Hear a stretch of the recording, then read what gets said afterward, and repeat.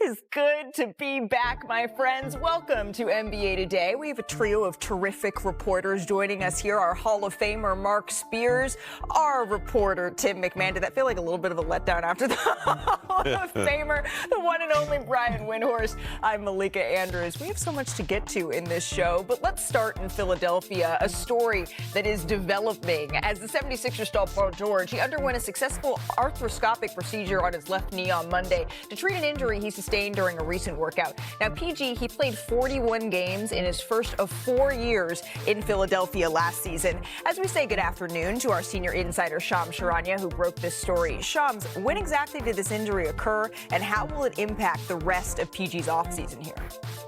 Malik, I'm told Paul George suffered the injury during an on-court workout last week, and it led to him visiting a doctor on Friday.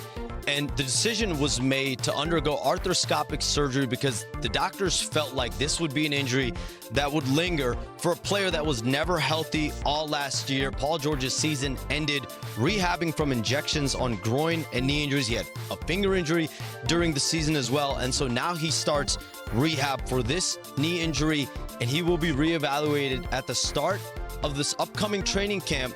But I am told both sides will be cautious with him. They want to see Paul George return to that full form Paul George they just have not seen in Philadelphia. So I do expect both sides to be cautious from this injury that Paul George suffered last week. Okay, so this is essentially so that they can hopefully see that full-strength Paul George that we're all waiting for in Philadelphia that never quite came to fruition. Shams, thank you so very much. Please don't go too far. This has been a busy offseason, and we always want to keep tabs on that news. The Sixers' big three, though, Embiid, Maxey, George, Shams mentioned it. They played just 15 games together last season, with Philadelphia going 7-8 with that trio sharing the floor together. Injuries really derailed a lot of teams in the East for this upcoming season. It is the most wide open that we have seen a conference in quite some time. And on paper, that should open things up for the 76ers, but that hasn't quite been the case. Brian, what is it going to take for the Sixers to really contend here in this conference? Well, they need to have their three best players on their feet in the playoffs, but they have to get to the playoffs, which they didn't last year because of these injuries. And Malika, this is a gut punch to the 76ers. Shams was talking about seeing the doctor on Friday. It was just on Friday that Daryl Morey at a press conference in Las Vegas was talking about how Paul George was so much looking forward to getting onto the court to show the Philadelphia fans what he can do. And I assume later that day he got this news. The words were still coming out of his mouth when this happened. I cannot believe this. And I will just say, from being around the NBA for 20 plus years, I can just tell you there's no such thing as minor knee surgery. Even the most basic procedure requires a big recovery. It is July. If you're going to have an injury, you want it to happen in July, not in the spring. But another setback for this team that needs this team to be together to get some momentum. Daryl has basically had to spend half of his press conference just giving injury updates to guys who are coming back from other knee surgeries.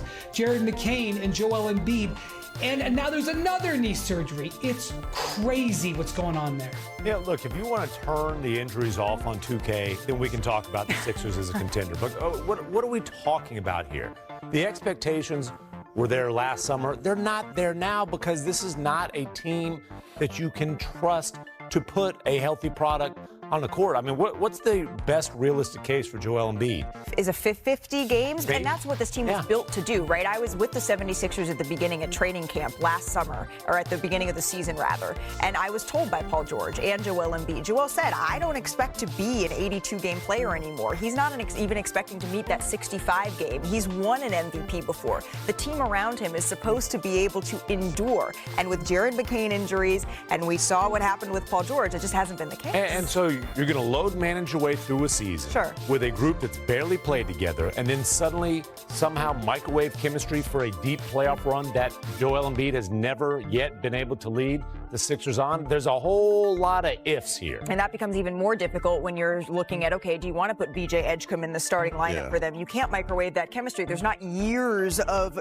familiarity to rely on here. Yeah, and with Paul George, man, I thought about what happened with USA Basketball in 2014, and I've talked to him about how much that trickled down from that has affected his whole career. I'm always going to think what up with him with that injury.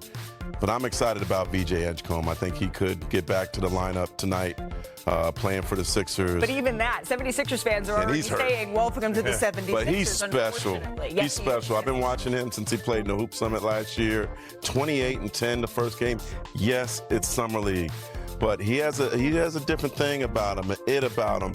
And if they go with this three-guard lineup, assuming these guys are healthy, Edgecombe, McCain, Maxey, I think they're pretty formidable if they could get some games out of Embiid with that lineup. I agree with you on them being a formidable lineup if they're all out there. You can see here them shooting around VJ Edgecombe and Jared McCain, who we didn't get to see a whole lot either. Jared McCain was on a track to potentially be a Rookie of the Year candidate. Yeah. He was when he went down with that injury. But when you're thinking about the best case, Brian, for Joel Embiid and the 76ers this upcoming season, what does that look like? We talk about the Knicks. We talk about the Cavaliers. On paper, we should be talking about the 76ers as well.